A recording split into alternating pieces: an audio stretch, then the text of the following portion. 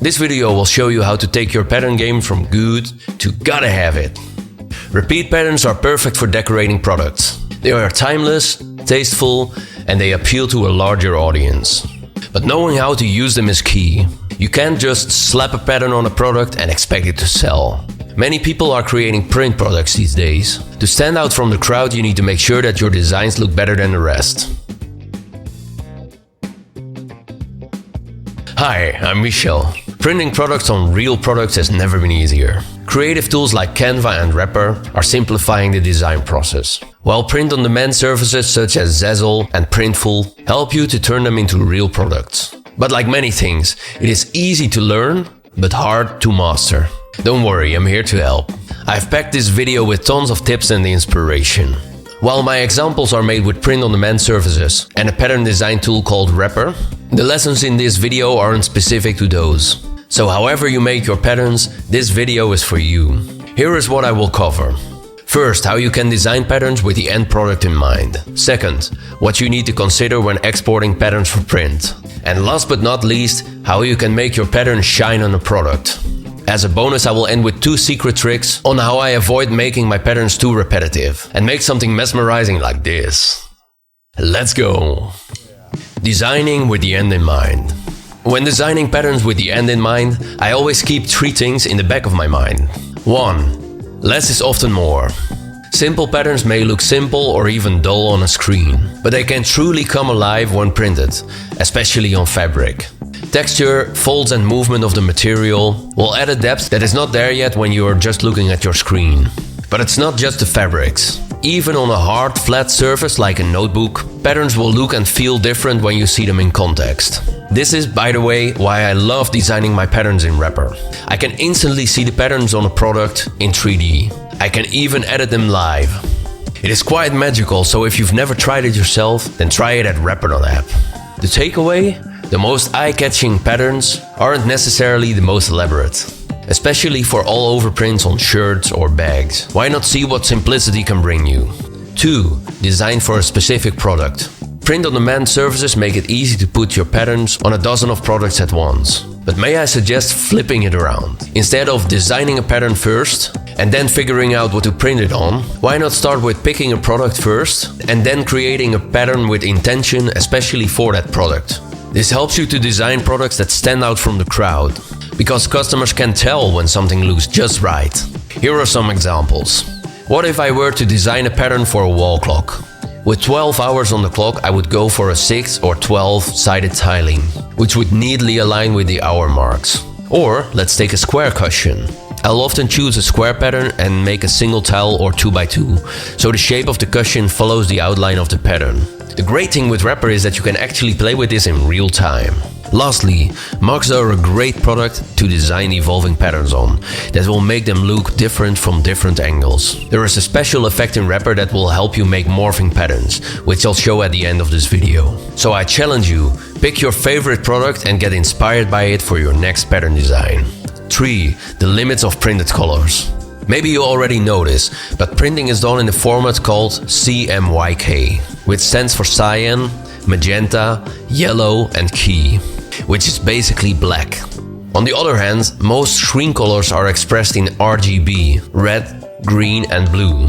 This is a complex and technical topic, but what you will need to know is that the range of colors that can be printed is smaller than those that your screen can display. If you like working with very saturated colors or deep blacks, I recommend working with materials that are already in CMYK profile. There are great resources about this on YouTube, like this video, which I will also link in the description down below. When you design with the limitations of CMYK in mind, you can creatively explore within the space of printing possibilities. This will save you from disappointment once it comes to exporting and printing. Which takes me to the next topic, exporting patterns for print. Before you can put your pattern on a product, you need to export it. I already covered this topic in great detail in this video.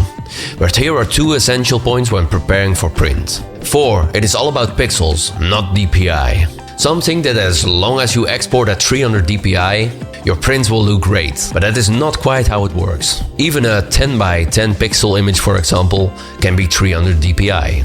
It will just print really small. and if you scale it up, it will obviously get pixelated. So what does actually matter? Pixel resolution. More pixels means more details, means sharper prints at bigger sizes. Do you want to know how big you can go? The math is simple. Let's say your pattern tile is 1500 pixels wide and you are printing on fabric, which is typically 150 dpi. Then just divide 1500 by 150 to get 10 inches, which is about 25 centimeters. As long as your pattern tile is no larger than that, you'll get the best possible print quality. Rapper makes this easy with the option to set your size in inches or centimeters. Based on your DPI, it will automatically calculate the necessary resolution for you and even warn you when upscaling is required. Want to learn all the ins and outs of DPI? We made a whole blog series about it, packed with tips and tricks in case you want to geek out on all the details. I'll also include a link in the description.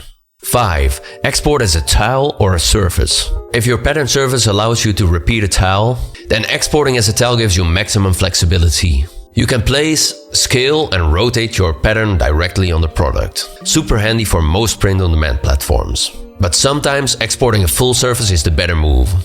Here's when. The print surface doesn't let you repeat tiles. 2. It lets you repeat, but it doesn't allow you to rotate. Rapper can help you here, more on rotation in a bit. 3. Many surfaces align tiles on the top left corner. This doesn't look very good, and centering your pattern is usually the way to go. Again, Rapper does this automatically. More on that in a bit.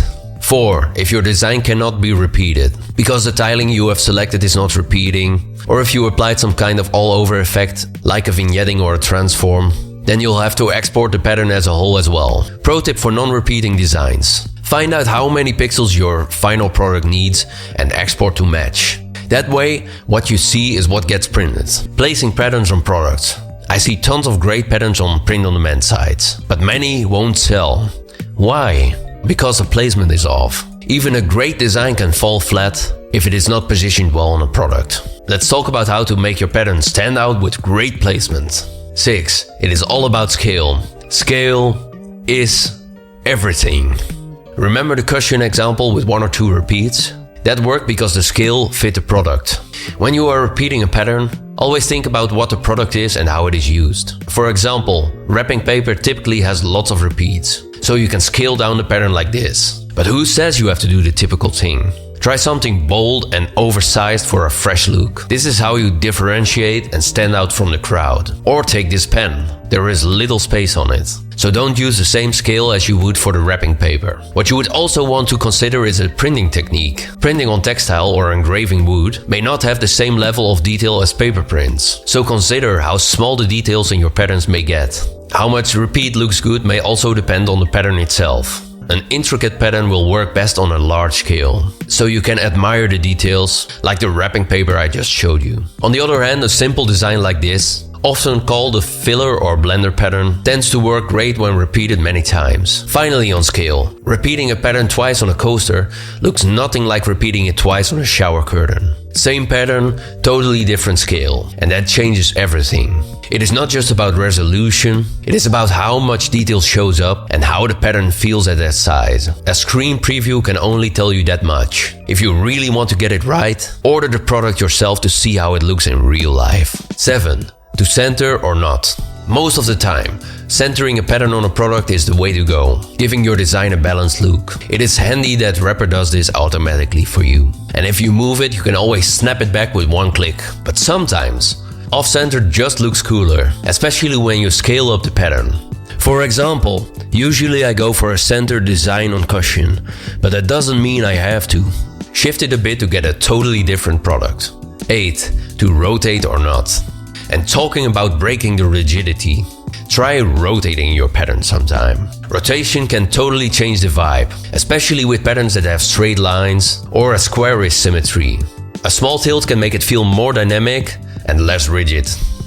Even patterns with fewer straight lines can benefit from a bit of rotation. Look at this box design from the top. It is a great pattern, but perfectly centered and straight like this, the symmetry lines really stand out. Now rotate it slightly and suddenly it feels more natural and alive.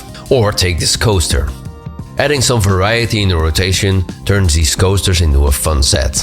9. Framing patterns on limited print areas. Most examples that I have shown you so far have been products with all-over prints. That is because these are extremely suitable for repeating patterns. But what if only part of the product can be printed on, like this cutting board from before?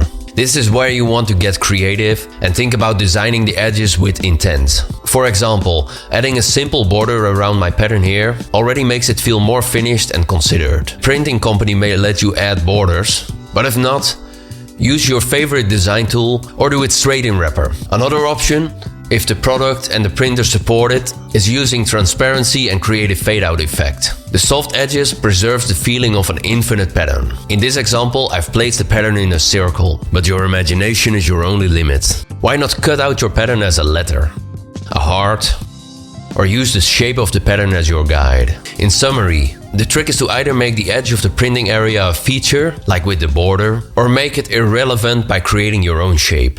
Bonus! How I break the repetition. I promise to reveal to you how I break the repetition in my pattern prints. My secrets are a special pattern tiling and a special effect. The special tiling, Penrose. There is a thing called the Penrose tiling. It is unique in that it has simple repeating shapes, but are laid out in a way that never exactly repeats. It creates a fascinating pattern that is a feast for the eye. Wrapper is the only pattern maker that has this tile built in, and you can try it for free during the 14-day free trial. Try it yourself at Wrapper.app.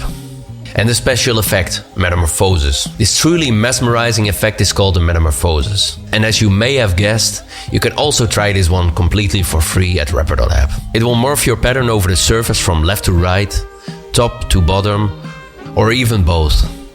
Or you can even use the circular metamorphosis. It is almost impossible to achieve by hand, but it is child's play in Wrapper.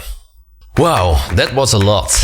I hope I gave you lots of ideas and approaches to play around with. If the examples I gave you in Wrapper made you curious, be sure to give it a try. It is super fun and totally free for the first 2 weeks, no strings attached. What is your favorite product to print on? Let me know in the comments and let's inspire each other. That is all for today. Have an amazing day and I see you next time.